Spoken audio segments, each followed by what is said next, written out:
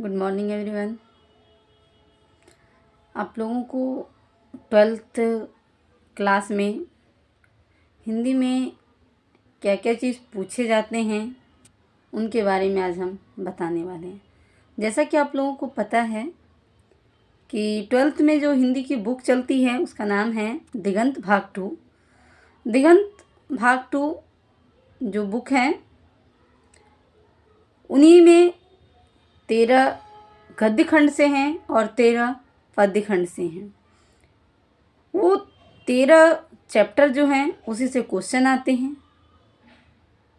और क्वेश्चन किस प्रकार से पूछे जाते हैं, व्याकरण में क्या पूछे जाते हैं, बोर्ड के एग्ज़ाम में बच्चों को क्या चीज़ की ध्यान रखनी चाहिए, उन सारी बातों पर हम आज की क्लास में चर्चा करेंगे। तो सबसे पहले हम बताना चाहेंगे कि जो बच्चे 2025 में एग्ज़ाम देने वाले हैं उन बच्चों के लिए सबसे इम्पोर्टेंट बात है कि वो बच्चे अभी बार बार रिवीज़न करें। रिवीज़न ही उसको अच्छा नंबर दिला सकता है। Without revision no division. बिना रिवीज़न का उसके अच्छे डिवीज़न नहीं आ सकते हैं। इसलिए कोशिश करें कि अच्छे रिज़ल्ट के लिए पढ़े हुए चीज़ों को बार बार पढ़ें ताकि वो याद रहे।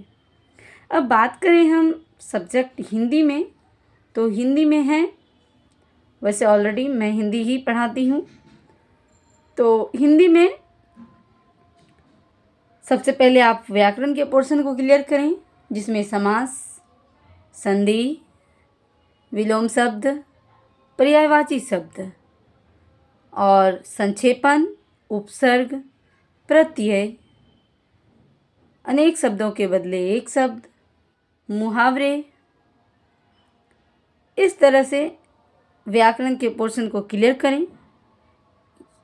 इन सारे पार्ट से ऑब्जेक्टिव क्वेश्चन पूछे जाते हैं, जबकि सब्जेक्टिव क्वेश्चन में आपको निबंध, पत्र लेखन और संक्षेपण पूछे जाते हैं। कुल मिला के निबंध 8 नंबर के, पत्र लेखन 5 नंबर के और संक्षेपण 4 नंबर के। टोटल कितने नंबर हो गए? 17 नंबर के व्याकरण के सब्जेक्टिव पूछे जाते हैं। और ऑब्जेक्टिव जो हम बताएं ये 100 क्वेश्चन रहते हैं। 100 क्वेश्चन में 55 से 60 क्वेश्चन सिर्फ व्याकरण से पूछे जाते हैं। बाकी बचे 40 क्वेश्चन, 35 से 40 क्वेश्चन आपकी पाठ्य पुस्तक दिगंत भाग 2 से पूछे जाते हैं। दिगंत भाग 2 में जो चैप्टर हैं, बातचीत, इनके रचनाकार कौन हैं, इनका जन्म कब हुआ था, कहाँ हुआ था, ये सारे क्वेश्चन बनते हैं।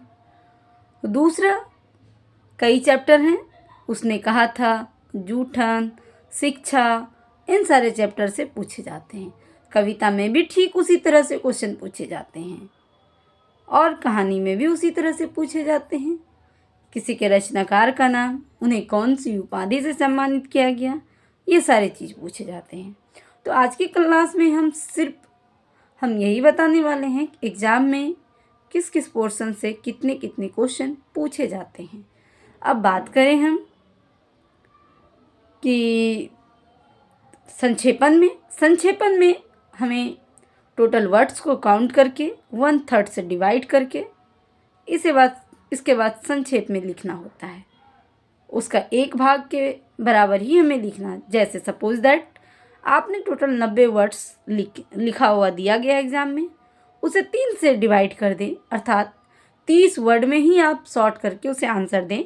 दैट मीन्स संक्षेपण का अर्थ शॉर्ट फॉर्म होता है। तो हमने हिंदी में देख लिए कि हमें क्या पढ़ना है और कैसे पढ़ना है। अब आप लोग क्या कीजिए, इसको रिवीज़न कीजिए, बार बार रिवीज़न कीजिए। हम नेक्स्ट क्लास में लाएंगे कि उसका मॉडल सेट कैसे बनाएं, उसमें कौन कौन से क्वेश्चन ज़्यादा इम्पोर्टेंट है जिसे हम पढ़ें। तो हम ये सारी क्लास इस क्लास के बाद लाएंगे। तब तक के लिए बाय, जय हिंद, टेक केयर।